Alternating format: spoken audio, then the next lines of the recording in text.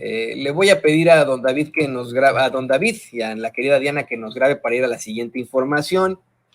Mire, hablando de determinaciones en la Suprema Corte de Justicia, la ministra Loretta Ortiz busca revocar esa suspensión que se ejerció al Plan B, a la reforma electoral del presidente López Obrador.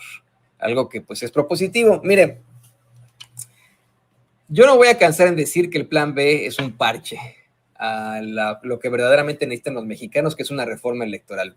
Lo digo con mucho respeto. Es una salida a una situación tan necesaria para los mexicanos. Lo digo con todo el respeto que se merece esta situación, de verdad. Pero hay una previsión en ese Plan B a la reforma electoral que es fundamental.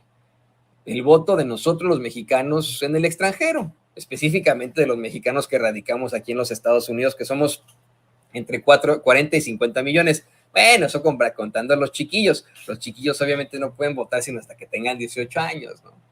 Y ahí eso vamos a platicar, que van a votar y van a ser votados a los 18 años, lo que están buscando en la Cámara de Diputados. Ahorita se lo vamos a plantear, no se preocupe, hay muchas declaraciones, es un tema controvertido en el que ahí sí me voy a abstener a hacer cualquier tipo de comentario, porque está candente la cosa y a lo mejor mi análisis no es el correcto.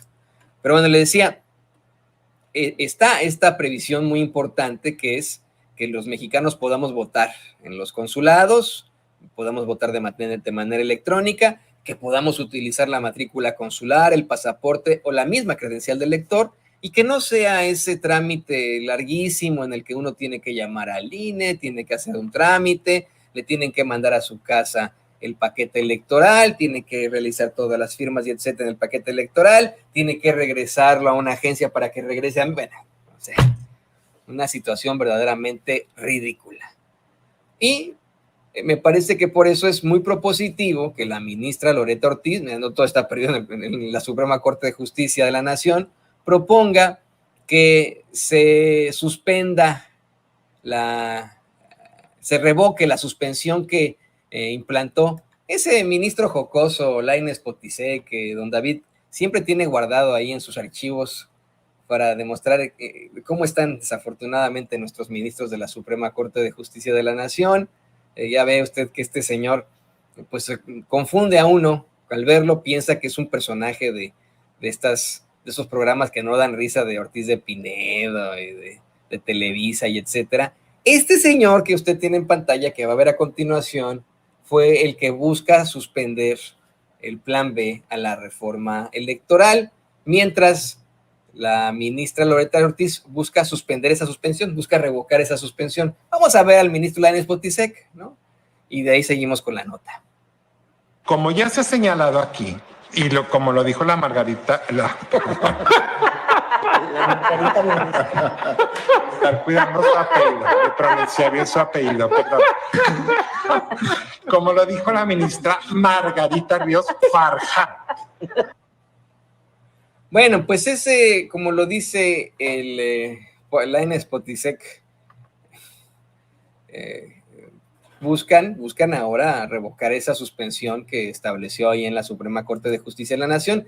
Específicamente lo hacen ante las próximas elecciones en junio en Coahuila y en el Estado de México. Miren, la tirada era bloquear partes de este Plan B a la reforma electoral.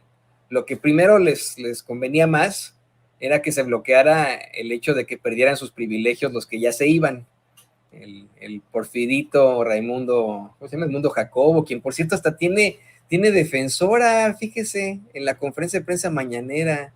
Edmundo Jacobo y Lorenzo Córdoba tienen defensora en la conferencia de prensa mañanera. La corresponsal del Financiero, Diana Benítez, bueno, más bien parecía cabildera de Lorenzo Córdoba y de Edmundo Jacobo. Ahí fue, pero las defendió a capa y espada hoy ante la persecución política que ella considera enfrentan estos personajes. Pero ese es otro tema. Lo que buscaban en un principio era quitar ese velo para que pudieran irse con sus privilegios, con sus millones estos personajes, y poco a poco irla bloqueando, ¿no? ahora están buscando bloquear varias partes con tal de que el pueblo no pueda decidir correctamente, que no haya una situación controvertida en las elecciones en Coahuila y el Estado de México este junio. Pero bueno, ahí está al menos ya la solicitud de revocar esa suspensión al plan B a la reforma electoral, pendientes de lo que pueda ocurrir.